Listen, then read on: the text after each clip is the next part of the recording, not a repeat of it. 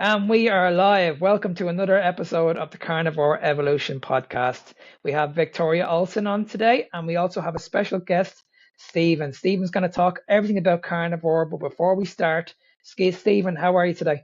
I'm fantastic. How are you, sir? I'm very, very well. Thanks for coming on. So, Stephen, let's talk about carnivore shortly, but give me some backstory on you first.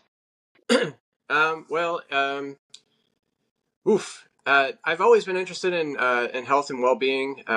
On how serious I took it varied throughout my life, but as I got older and I accumulated knowledge and my health started to deteriorate, I started to put everything together. And I'm 51 now, so in my late 30s, I started to develop some health issues, and I was starting to everything was pointing me towards eliminating seed oils and refined carbs and sugar as like the found as like that was like the thing that was being pointed to me towards the most back then. So I went what was called paleo at the time, and so paleo is kind of like a whole food meat based diet, but you can have carbs with like sweet potatoes and quinoa, white rice, and all that kind of stuff. But it's whole food at least. And I lost about 70 pounds in 8 months and really started to bring myself back to life. And about 5 years later, a friend of mine said that he said, "You're paleo and you're healthy, but do you want to be healthy or do you want to be optimal?"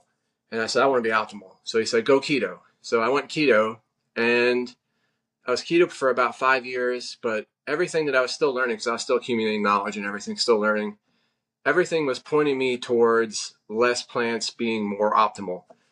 So about almost 3 years ago, it'll be 3 years in February, I was in the middle of a bodybuilding contest prep, and my food intake was so low as a keto bodybuilder that I just cut out the plants completely so I could focus on getting my fat and my protein in.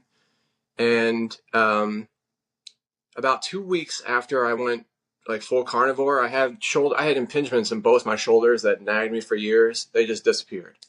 And I had golfer and tennis elbow in both elbows. And within about 6 to 8 weeks, that was gone as well. So I was like, no way, no way. And I was just fully sold on that at that time because I mean, why would I go back to plants? First of all, it healed me and made me feel better. And second, I don't really need plants because you get all the nutrition you need from meat, especially red meat Mm, and eggs and butter and that kind of stuff. So why would I even waste my money on it? So I've been carnivore ever since about February of 2023.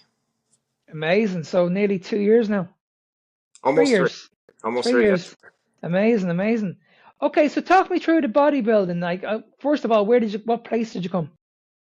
I'm sorry. Where did you place? Oh, my first show, I did a men's physique contest, and I placed first.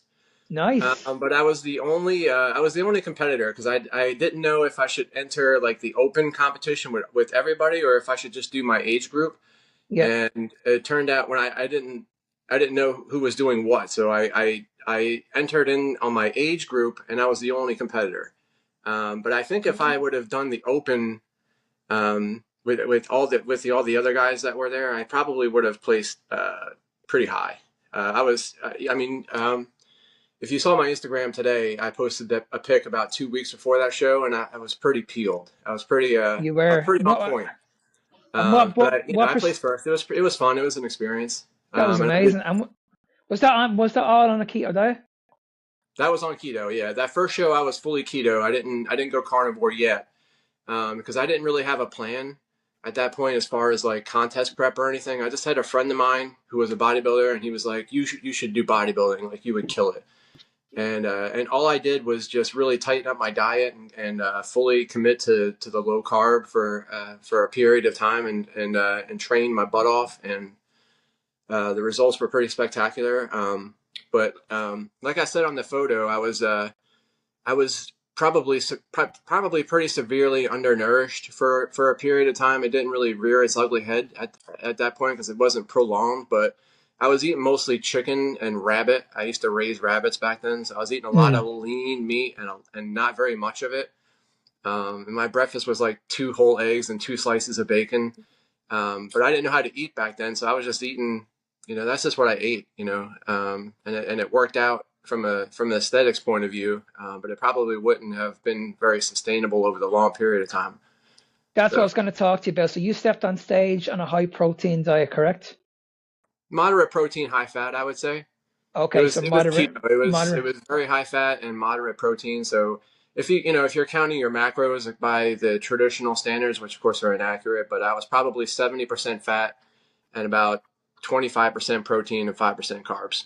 That actually makes a lot of sense. And how did you feel stepping on stage? Did you feel good? Like, did you feel ready to rock and roll? Did you feel deprived? Like, talk me through that. No, my first well, see, I made the mistake.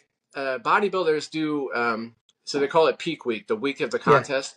yeah, They'll do what they call carb deplete at that time, yeah, where they're eating high amounts of carbs during their training, and then peak week they'll cut their carbs, yeah, and then about a day or two before the show they'll absolutely blast their carbs. So during the carb deplete they'll look flat and yeah, kind yeah, of soft, and then they'll blast if they do it if they time it right. The carbs just blast their muscles with glycogen, and they get super full and super shredded. yeah, And yeah. all of my bodybuilding friends convinced me that I should do that, even though I was carb depleted as a lifestyle. You know what I mean? So I didn't have to. Mm, There was no. Everything in my soul was telling me you shouldn't do this, but I did it anyway. Like the day before, I ate a massive amounts of white rice and rice mm, cakes mm, and like these little meal replacement bars that were high in carbs. mm, And it was absolutely awful. I've never taken so many Tums in one day. It was just insufferable heartburn all day mm, long. mm, mm, And it didn't work. Obviously, I still looked okay on stage, but if you saw the picture that I posted today and saw a picture of me mm, on stage that mm. day, there was definitely a loss of definition Yeah. and conditioning. So I didn't do that again. I mean, and the one thing you have, Stephen, you and I have in common is I also did a bodybuilding competition on Carnivore 5 years ago. And Nice. I swore I'd never do a bodybuilding competition on the standard diet. But when I stepped into Carnivore and I found out the food freedom, that's when I was like, okay, I can actually do something amazing here. So Mm-hmm. I actually went to America and I actually competed against a strong lineup, 25 men, Mm. and these were all taking TRT, steroids. They were all ripped to shreds. But I didn't want to go over there and be the biggest guy on stage. I just wanted to be the leanest guy on stage, and I wanted to do it my way and see what would happen. And I was the same as you. I actually stepped on stage with a very, very high fat intake. Like if we're going by calories here, my caloric intake was around 85% coming from fats. And the reason why I chose to go on stage on a high fat diet is because I didn't mess up my health. I didn't mess up my hormones. Everything was functioning really, really well. Now I got down to 3% body fat. I was walking around with Wow. 3% body fat, had veins in my lower abs, and I was functioning perfect. Absolutely perfectly because I was on a high fat diet. I was Mm-hmm. only having maybe around, I don't know, around 30 grams of protein a day. That's all. That's all I was Wow. having. And I stepped on stage and I was the leanest I've ever been in my life. There was veins popping around everywhere. Now, if you're walking around with that level amount of body fat, you're going to walk around like a zombie. You're going to be Mm-hmm. struggling on the standard diet. No word of a lie, because my fat was high, I was able to function easily.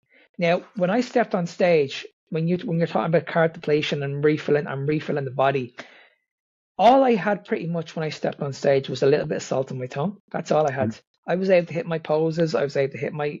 I never had any cramps, and everything was working perfectly.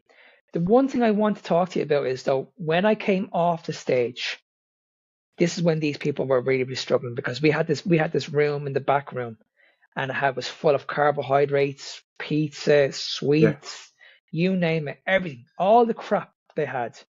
They all went backstage and they were like, honestly, they were like wolves around a carcass. They Yep. couldn't wait to eat. They couldn't wait to eat these foods. They could not wait. Now, when I went out that night, I went out to a steakhouse. I didn't have any carbohydrates whatsoever, none for the whole day. I must have put away around maybe about 4 or 5 pounds of meat easily. The next day, I looked even better. No Yeah. bloating.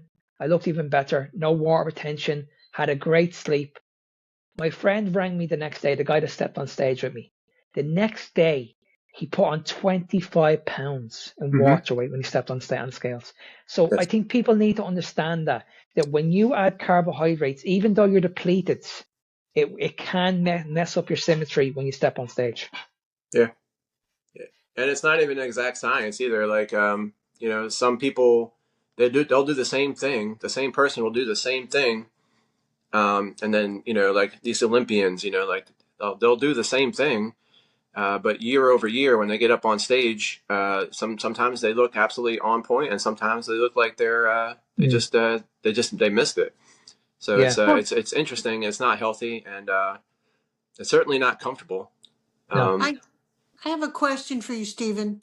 You said you were keto when you went into competition mhm, and that you were high fat, mhm. but you also said twice that at that time you felt you were undernourished. What do you mean by that in that period of time, and how has it changed if you're high fat? Are you higher protein now? What's your balance these days? Well, on that first show, actually, I was probably not very high fat. Actually, now that I think about it, because I was eating so much chicken and and rabbit and maybe some pork. I didn't eat a lot of beef at the time because of monetary reasons. Like if you're eating vegetables and stuff, like beef is expensive. When you're not eating vegetables, beef's not as expensive. So I didn't eat. Mm. I did eat beef, but I didn't eat it every day. I ate a lot of chicken and a lot of pork and a lot of rabbit. I probably ate rabbit like twice a week. Um, so I did 3 shows. The first show was just like that. And so the shows after that, the first show, they were about 4 weeks apart, I think. So going up to the first show, I was keto most of the time, and I was very high fat. So um, probably, yeah, I was tracking and at that time, unlike the first show, I was tracking my macros on a macro tracking app. So I was consistently at the 65 to 70% fat range. I was eating chuck roast mostly for my meat. I was eating a chuck roast for breakfast, lunch, and dinner basically, and eggs. That was my primary diet. So with butter. So just I changed everything around to, especially when I went carnivore, especially when I cut out the plants, like the chicken and everything was pretty much out of the equation. It was all beef, and it was mostly chuck roast, fatty cuts of beef and lots Can of I ask eggs. you? Can I ask you a question there, Stephen? What do you think about Yeah. the bodybuilding world at the moment? Do you think it's in a good spot at the moment?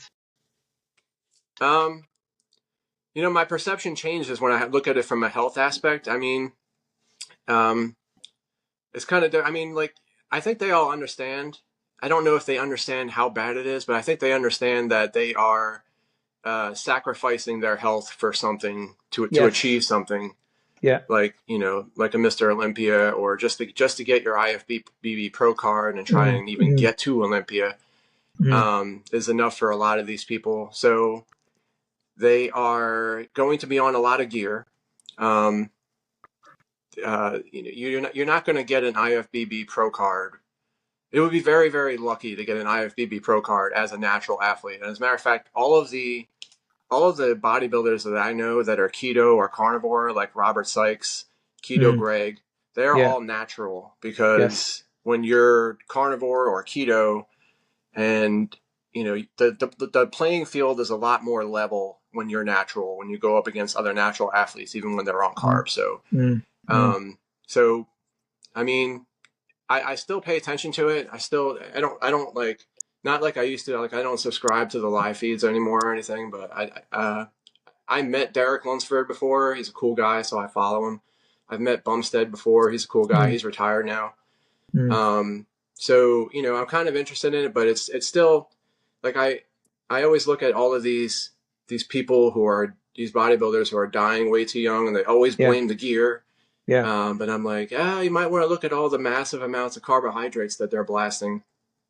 Um, Mm, I think another reason why keto athletes will probably never really reach that level, um, would be the carbohydrates, because insulin is a very potent growth hormone. So when they're blasting carbs and blasting their insulin, they are putting on much more muscle mass than normally would be allowed by the human body. And a lot of them actually add and insulin to their performance enhancing drugs protocol.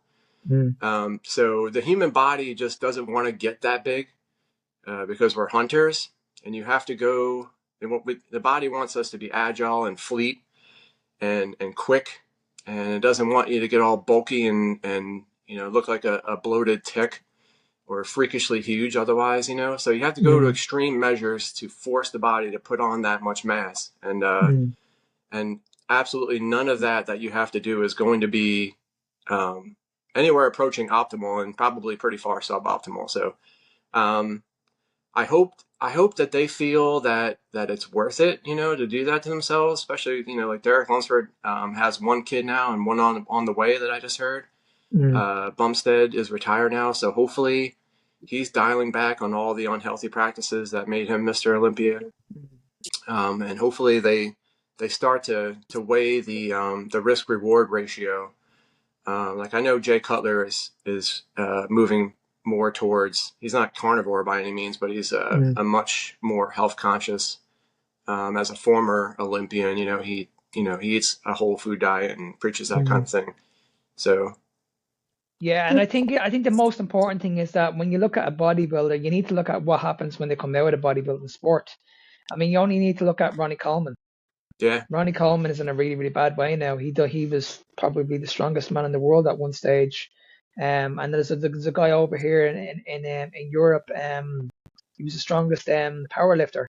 What's his name? Eddie. I can't think of his name, but he actually transitioned Eddie to Hall? the carnivore. Eddie Hall, that's the one. Yeah. Yeah, the one like carnivore. Yeah. Yeah, he was the strongest man in the world. He had carbohydrates for a very, very long time. But I like the way you mentioned that a few minutes ago that we're focusing on the wrong thing. We're only going into bodybuilding for him and to look amazing. But at the same time, you're going on stage to mess up your own health because you're only going on just pretty much to win a trophy. And this is what I found out when I stepped on stage with these guys. I was like, because these people were taking fish oil out of their diet. And I was like, you're risking your health just to step on stage and win this trophy. You know what I mean? You're putting your body through all this restriction, all this stress just to win a trophy. And then you don't understand what the effect it's going to have on your body when you come out of this. Because not everybody wins and not everybody's successful in bodybuilding. And you need to look at, okay, what have I learned from this? Most people that I see, it actually ruined them. They're not actually in a better place. They're in actually a worse place because of that restriction. They can't let go of it. They probably are. They're probably built arthritis. They're probably a type 2 diabetic. They probably have fatty liver disease. These are conditions that happen along the way, and these people don't even realize it.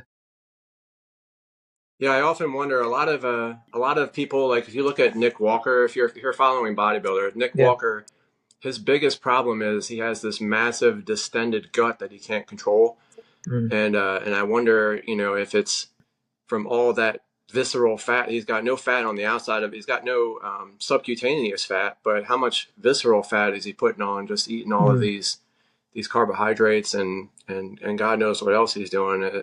It's just it's pretty terrible, and I'm really glad that when I was about 49, I was kind of still into it, and it just hit me. You know what hit me was when I watched Bart K. Bart K did a video with this guy who was kind of like a gym bro, and they were talking about how cardio is just useless and counter productive and everything. And he just made the point that bodybuilding was just so unbelievably just stupid, to get up on, to do that to yourself and get up on stage and put yourself through all of these stresses and contraindicated lifestyles and everything like that. And I was like, you're right. And I'm like, what am I going to do? I'm 49 years old. Am I going to get an IFBB pro card? Am I ever going to go to Olympia at this age? And I'm like, no. So what am I doing? No, So exactly. Yeah. So now I just went back to just training for, pure health purposes, staying in shape, keeping my lean muscle mass high, which is important, especially as you get to my age and older. Just keeping your bone density strong. I'm also a firefighter, so I have to stay in peak condition. Yeah. Because firefighting is pretty intense at times. So. And I think that's important because yourself, myself, Stephen, are at the similar age. And I know for me now, I don't look at myself as egotistical anymore now. I just look at myself now for health. I used to be like you. I used to go into the gym like pretty much every day. I used to train 2 hours a day. But the amount of damage that I did to my body was unbelievable. And if anything, because I stepped back away from all that nonsense, I actually look so much better. I look way better than what I did in my 20s. So if you could go back and speak to yourself, say back in your 20s, what would you say to old Stephen? If I go back and speak to myself? Yeah, when you were starting off weight training, like say in your early 20s, what advice would you give yourself? The thing about being in your 20s is like it's difficult to ponder your own mortality when you're so far away from the point where you naturally expect to die. One of the things that happened to me that put me kind of on the journey, the long journey towards getting to where I am, was when I was 24 years old. My mother and my grandmother both died.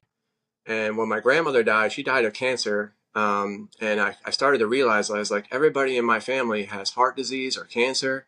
And the way that she died was so horrific. She had lung cancer that spread to her stomach. And I wasn't there when she passed away, but all of her kids were, my dad and my aunts and uncles. And they were traumatized by it. Like, to see someone die of cancer in that way.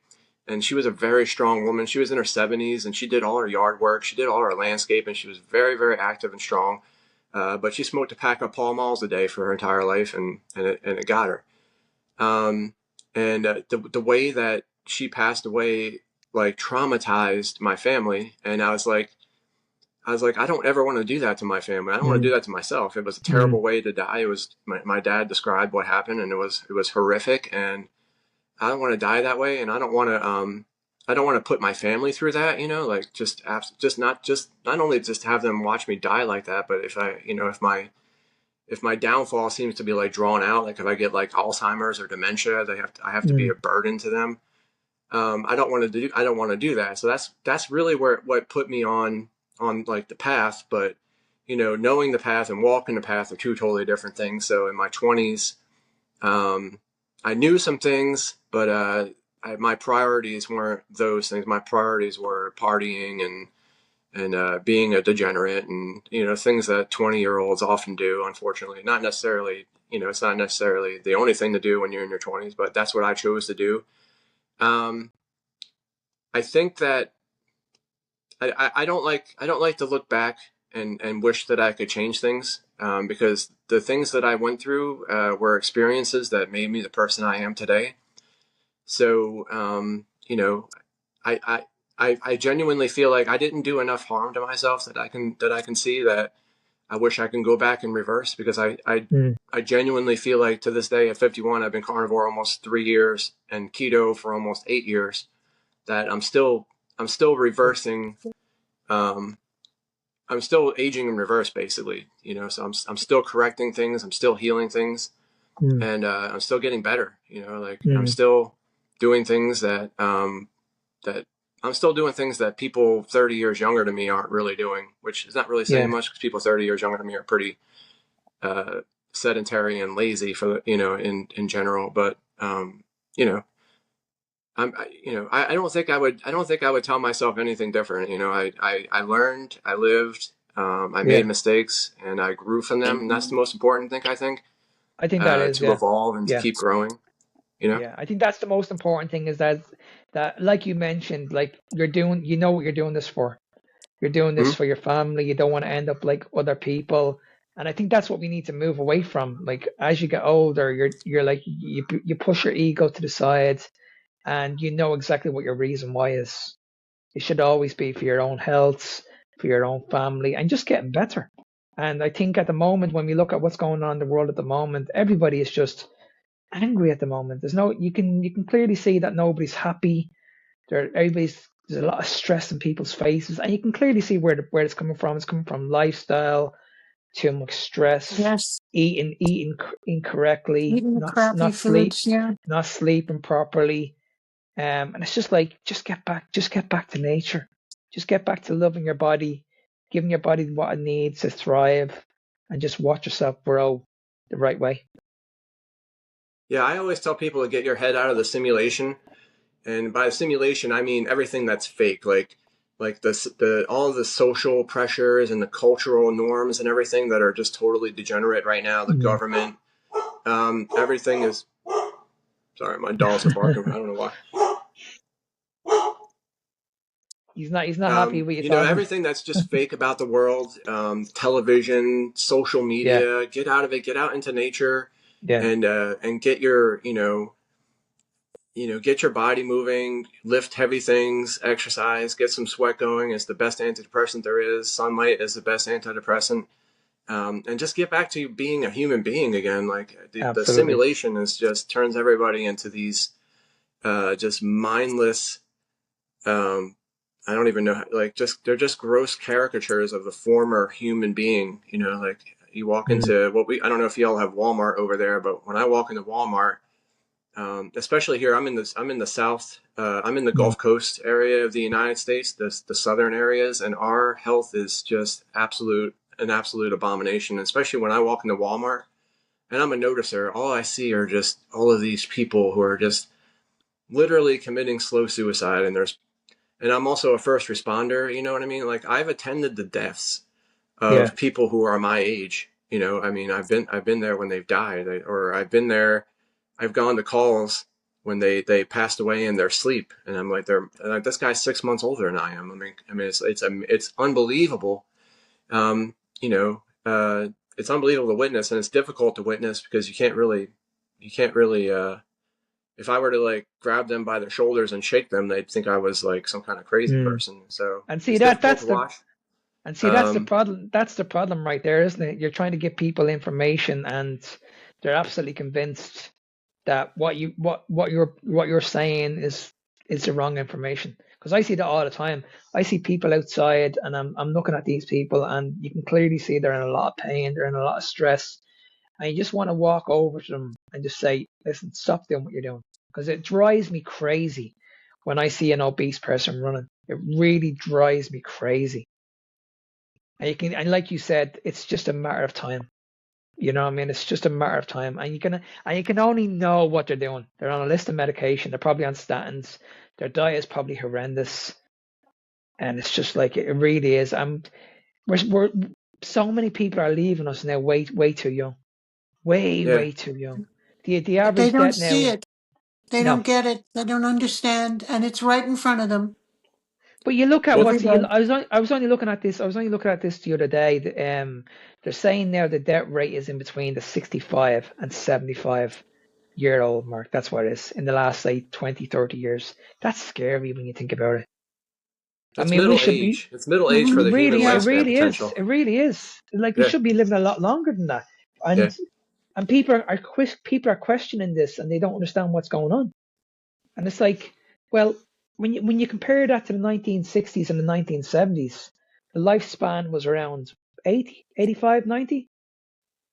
And now in the last, say, 30 years, 50 years, the numbers have gone down. It's getting And worse. it's getting a lot worse. And it's really, really sad to say, like, it really is. It's crazy. It's just so sad. And I can only imagine what it's like being in your job, Stephen, because yeah, I can only imagine how hard that is. Very Yeah, stressful. there's a whole hidden underbelly of our society that is you don't even see them because they're incapable of leaving their homes. Yeah. So a lot of times I'll have to go out and and they're having some kind of health issue or they've fallen off the bed. I gotta help them pick themselves up back in the bed or whatever like that. The thing about the food system, especially since back in the 60s and 70s when people were eating real food and that shift was made, is that these foods are probably more addictive than recreational drugs. Mm, So you've got a Yes. whole society who are addicted to drugs marketed as food, yeah. and Hmm. it's like trying to get them clean is like walking into a heroin den and picking out, like, like you have a heroin addict who wants to get clean, but they can't leave the heroin den.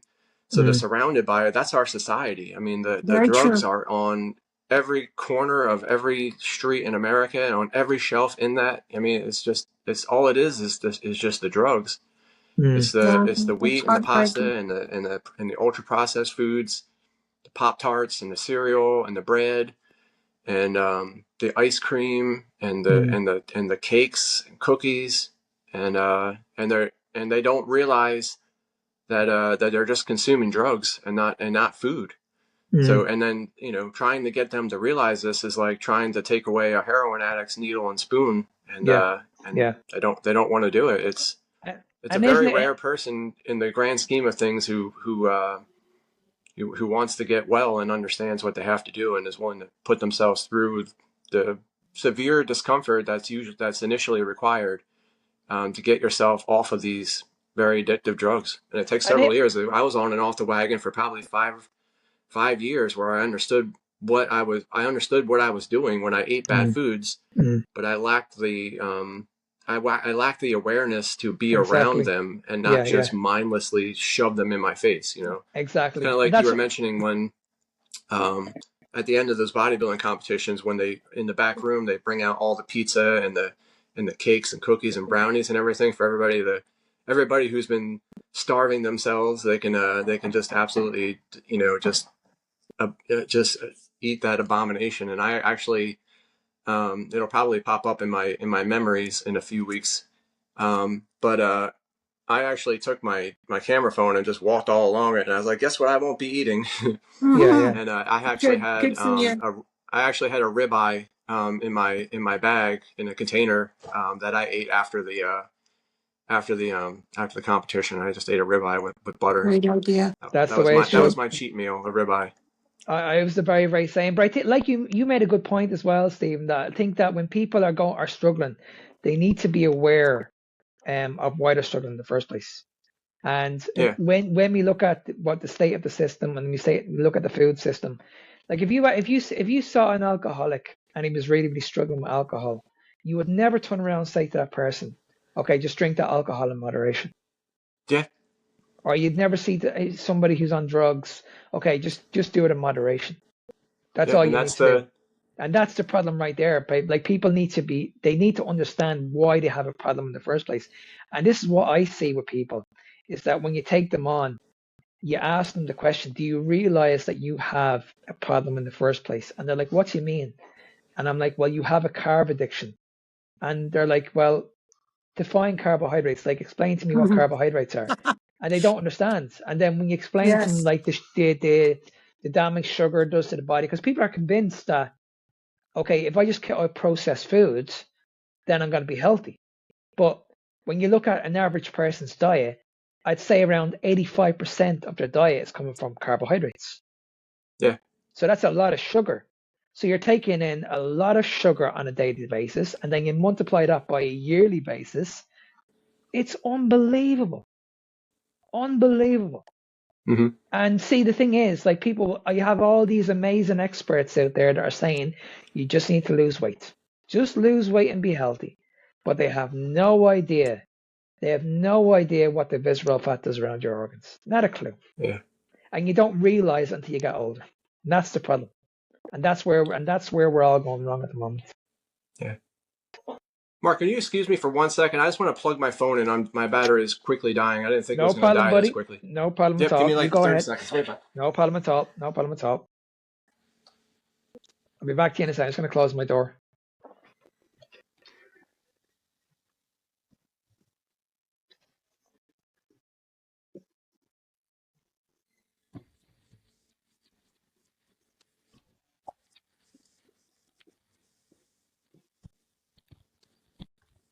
Yeah, we're back. All right. So, Stephen, you've been doing this now 3 years. Tell me this much: was it an easy transition going from the standard American diet into the keto diet, or did you find it challenging? Well, like I said, I started probably like 13 years ago when I went uh, paleo. Yeah. And then about 5 years later, I went into keto. And then 5 years after that, I went into carnivore. So my transition was pretty smooth because Okay. I was Okay. slowly over several years restricting down. And then in the weeks leading up to carnivore, I was restricting down even more because I was slowly um, limiting the amount of food that I was eating in general. So I was it was a real smooth transition. I don't think I went Okay. through any like oxalate dumping symptoms or anything like that. So That's very I don't think. surprising because most people that we speak to, it's usually the opposite. They say it's extremely difficult. It usually takes a long time. And you've been doing this now for a while. What are the benefits? What health benefits have you seen apart from the getting in shape and feeling good? Did you ever have any serious issues or health issues that we need to know about? Well, back before when I went paleo, when I finally decided to go paleo and kind of really got serious, I had really bad sleep apnea, and I was overweight. Obviously, I was probably about 260. Um, so I started to make connections between what I was eating and how and when I was getting the sleep apnea and how severe. And it usually happened when I had a lot of carbohydrates. If I ate like a hamburger helper meal or I ate a lot of bread or pasta, and especially particularly beer. So Mm, just I was like, I feel like, and so I was like, I'm reading all of these things about how bad the grains and the seed oils and the sugar is, and I'm making the correlation between when I eat these things, I'm getting really bad sleep apnea. So and I don't know if sleep apnea is different for other people, but basically what would happen was I would fall asleep, and right as I was entering that deep sleep state, I would stop breathing, and the lack of oxygen would wake me up in a panic. And for the first it took me a few seconds before I could get the mental, awareness that I had just had a sleep apnea episode and I wasn't really dying, because that's what I felt like. I felt like I was really dying. And all of the research that I did into that said that that is very, very, very stressful on your heart. So that was worrying me. So once I made the correlation between things that I was eating and how often that happened and how bad that was, I was like, all right, we just got to do this. We got to stop eating the grains and mm, everything. mm. So initially, and I went paleo, and like I said, I lost about 70 pounds in about eight months, and I was in Taekwondo, and I was doing like just things that I never thought I could do again. Never thought that I would ever be able to do again. Like you can imagine being in Taekwondo. I'm doing spinning kicks, and I'm jumping around, and just I just felt like I was 20 years old again. It was absolutely amazing, and that was the point where I realized that you never really know how bad you feel until you start feeling good, because the body has an amazing capacity to normalize discomfort. You just get used to it and you don't even realize it until it's gone. And that's why we're so dogmatic about it. We're almost like cult like about it with people. Like they're like, or you're just like, oh my God, you have to do this, because if I could flip a switch and turn off people's discomfort and make them feel what it feels like to feel good, if I flipped it back on, they would beg me to turn it off again. Yeah, You know what I yeah, mean? yeah, Like they yeah, would beg me. They have no yeah. idea how bad they feel because they've never felt good. Exactly. Um, I say that all the time, Yeah. Steve. And I'm like, okay, you have no idea how good I feel until you yeah, actually try it. Yeah. It's I You can't such really a show, don't. gift. I can't explain it to you. You have to do it for yourself, and they Mm, won't do it for themselves just because they yeah, think it's too hard. And yeah. well, the addictive mind. I study psychology and everything, and the mind of an addict will just make every excuse Mm, and every justification, and that's why people fail. It's like when people say, "I tried carnivore and I failed," like, did you really try it though? mm, Or did you just really give in to the discomfort that that initially accompanies it? Because it can be discomfort. It can be uncomfortable. There is a bit of a withdrawal because you're addicted to carbohydrates, and mm, mm. um, yeah. Yeah, I only had this conversation with a PT a few days ago, And I was telling her, I was saying the same thing you're saying, Stephen. I said, listen, you've no idea how good I feel. And then like she was like, okay, well what do you eat? And I was telling her, I was like, just eat red meat. Just go on, Mhm. just eat red meat. That's a good starting point. And she was like, do I have to eat the fat on it? And I said, yeah, because you won't feel good just being on a high protein diet. That's where people go wrong. If you're getting rid of carbohydrates, which is an energy source, you need to replace it with a different energy source. This is the reason why so many people they struggle because they think it's like Atkins, and it's got nothing to do with Atkins. The Yeah. fat is very, very important. And I'm like, you need to give it time. You like, and people don't understand this. It's like you need to understand that you're coming from an addiction. You're not gonna do this. Barclay says this all the time. That if you've been suffering for over 30 years and you've been feeding your body crap for such a long time, it's probably going to take the same amount of time for your body to heal. You know Mhm. what I mean? So when people think about fatty foods, they're like, I couldn't eat that. Yuck, that's disgusting. I was the same. I couldn't Mhm. eat fat. I couldn't eat, if you had spoke to me 8 years ago, I was one of those people that would always take the fat off the red meat. Always. Didn't like it. For some reason, just didn't like the taste of it. But now as you adapt this lifestyle, your taste buds change. Yeah. Like, you know what I mean? For me, I never get bored of eating stuff. I don't know about you guys, but I never get bored of eating red meat every day. And it's amazing how you're only eating the same food pretty much every day, and it gets better every day. Like every single day, it just gets better. Whereas before, you had to choose the food that you were eating because we had all this variety. One day Yeah. it would be chicken, another day it would be pork, another day it would be burgers or whatever. You had to think about what you were eating. Whereas now, all that overthinking is gone. It's just you're Yeah. eating just red meat and that's it. That's it. And it's like it's amazing. And do you know what else I noticed as well? That when you eat a big, large meal, because I always have my biggest meal at nighttime, I don't have that bloated feeling. I feel like I can Yeah. jump up off the chair, go for a walk, do something, be active. You know what I mean? Whereas before, when I used to eat carbohydrates, I'd struggle to get off the chair. I'd Mhm. struggle. I wouldn't be able to get off the chair at all. I'd be ready. I'd be ready to go to sleep about an hour later. I never have that. I never have that eating like say 2 or 3 pounds of meat before I go to bed ever. Yeah. Yeah. Then you're hungry 45 minutes later after you Yeah, blast all those carbs because your Yeah. yeah, insulin crashes and your body's like, all right, let's try this again. Feed me something. yeah. Absolutely, Yeah. 100%. Did you want to say something about that, Victoria? Well, I would wonder what would you advise somebody who's carnivore curious? What would you tell them if somebody said, I'm interested in this carnivore diet? What would you tell them, Stephen? Well, as a now that I'm a coach, I would definitely have a consultation with them, sit with them, and ask them, what are their goals? What are they looking to go into carnivore for? Because I think, like, I genuinely think that you should never ever have the philosophy that you want to lose weight, like lose weight, actual scale weight, because I think that's absolutely useless. I think the world would be a better place in the health community, especially if everybody just threw their scales out. Because Mm, I mean, like, you can remove limbs and lose weight. You know what I mean? And you could lose water weight. You can lose lean muscle mass. You can lose bone density. What kind of weight are you trying to talk about here? And obviously, what they want to lose is fat.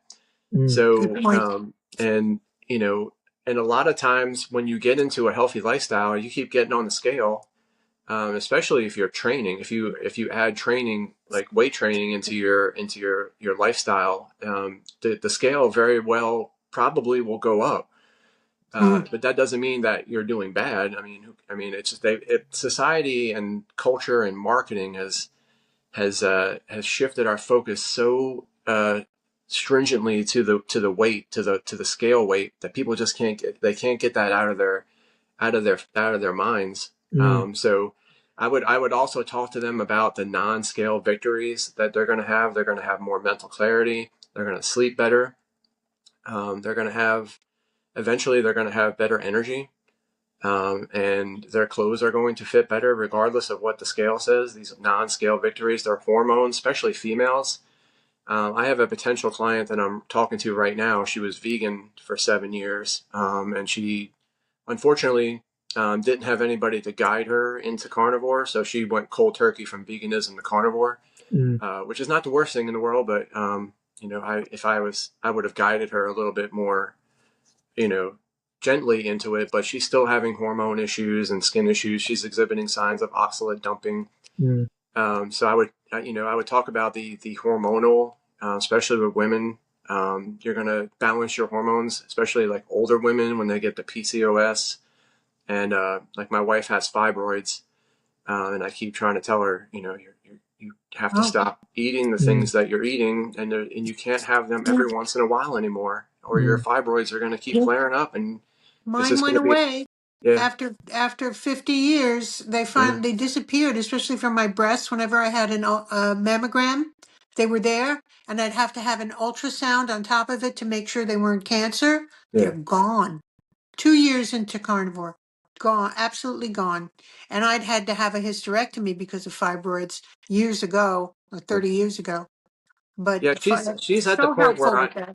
yeah, she's at the point where I was like maybe 5 years ago, where I understood intellectually, but I didn't. It was like I understood it up here, but I didn't understand it here in my heart, where you have to like just bear down and be like, all right, I can't do this anymore at all, and also just to be aware, like her biggest problem is when she goes out with her friends, and she doesn't want to be antisocial, so she'll just eat whatever the restaurant that they're eating out is serving, and it's Mhm. usually not terribly good, and she still makes excuses like I only do it once in a while. I'm like, you can't do it at all anymore, at all. Mm, mm, You've gotta let it go. At least for a very long while. There's some of these things that you're eating, like with the seed oils and everything. The seed oils get into your skin for something like 600 days. I know, I Yeah, know. You, So we you know, always so talk, this, yeah, we always talk about sugar and how poison it is to the body, but I don't think people understand the impact seed oil has in your body because it literally lasts for a long, long time. With sugar, you can burn it off training, yeah, but with seed oil, it's not going yeah. to happen. It's there and it messes with your hormones. It blocks cholesterol from balancing your Yeah. hormones. hmm And tell me this much, Stephen. I know you said it's your wife. I'd say that must be difficult to know what you know now, the way you eat now, and then you watch other family members eating the way they're eating. I'd say that must be really hard. yeah, yeah. And like my family members, my friends, my coworkers, firefighters, especially down here. Like I can't be. I don't want to proselytize and get annoying and everything, get in their face Mm, about it. Like if they mm, ask me about it, I tell them. And more often than not, they'll just order something that's absolute garbage, and then they'll just be like, "Hey, Steve, you want some of this?" I'm like, "Absolutely not." yeah. And I know I can't get in their face about it. They know that I know, and Mm, and they know that if they wanted to talk to me about it, they could. But I don't get in their face about it. And my dad is in the boomer generation, and he kind of understands a little bit, but he still trusts his doctor too much. He's on I blood know. I thinners. know. It's very, very difficult because, and he lives in Ohio, and thankfully my brother doesn't live very far away from him. But being on blood thinners, he has a cat. He has one of those temperamental cats who, one minute you could be petting it and it's soaking up all the affection, and then the next minute it just loses its mind and scratches you and bites you or whatever. And one day Mm, he did that, and my dad almost bled out. So Oh dear. my brother had to come there and help him stop bleeding, basically, and because he's on blood thinners. And I keep telling him, I'm like, Dad, you don't need to be on blood thinners. You mm, just need to mm, eat properly. mm. And Yeah. he trusts his doctor more than he trusts me, unfortunately. And Incredible, isn't it? and I mean, yeah, it's terrible. It's and then of course being the first responder, just day after day going to these people, and just watching the depravity that the addiction causes, because these people are they're so hopelessly lost, like they'll never come back, and it's I really, really know. heartbreaking. I do have a high amount of like empathy for these people and compassion, and And I see, and see, understand, like yeah, and see, you feel guilty then when they do end up in hospital.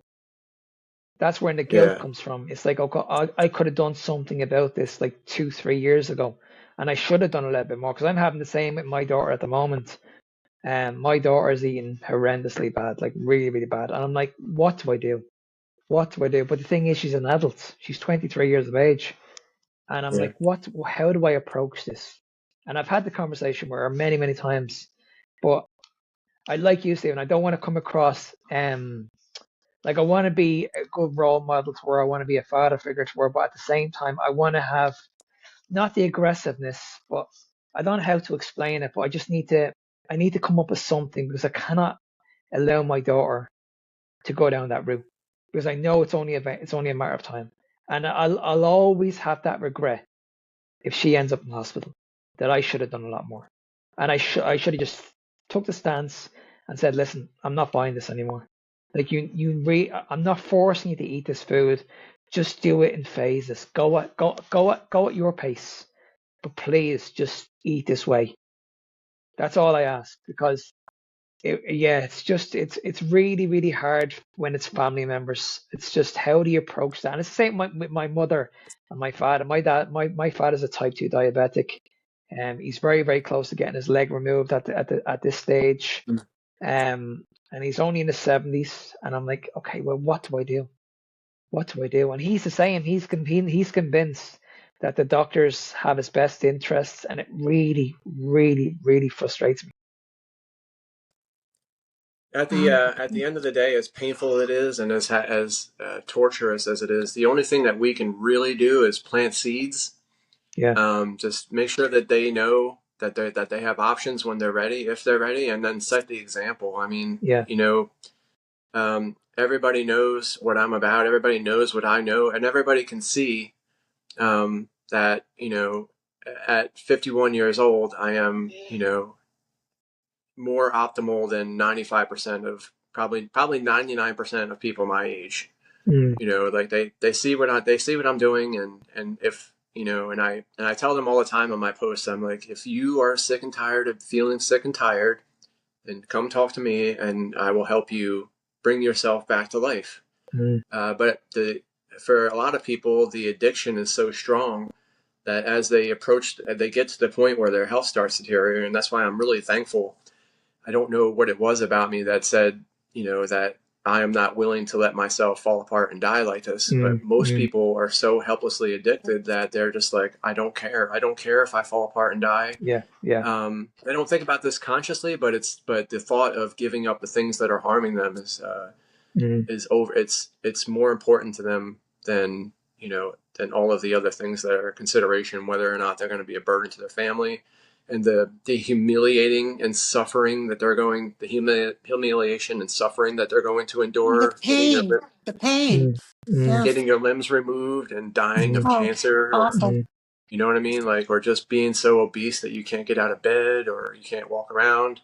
I see people my age all the time that are, they're in the little scooters because they can't walk, and they're my age. mm. I'm like, and I'm like, if that wasn't enough for you, to make to go through that wasn't enough to make you change, then a lot of times they're just not. They're just, it's the worst. I mean, I feel terrible just talking about it. You know what I mean? I There's know, I sometimes know. there's nothing you can do except be like I always tell people, be a lighthouse, not a lifeboat. You know, um, But that's the and reason why we do these podcasts, Stephen. It's just to spread yeah, awareness, because we're just trying to plant those seeds. We're not forcing yep, anybody. We're just planting those seeds to listen to the likes of your story, Victoria's story, my story, many, many people in the carnivore space. Listen to their stories and just make up your own minds.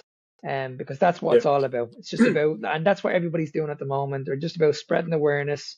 We're not forcing it on anybody. But the thing is, we're listening to one voice at the moment. And at the end of the day, there's other people out there that are saying something different, and it's up to you to make the decision what you want to do. That's it.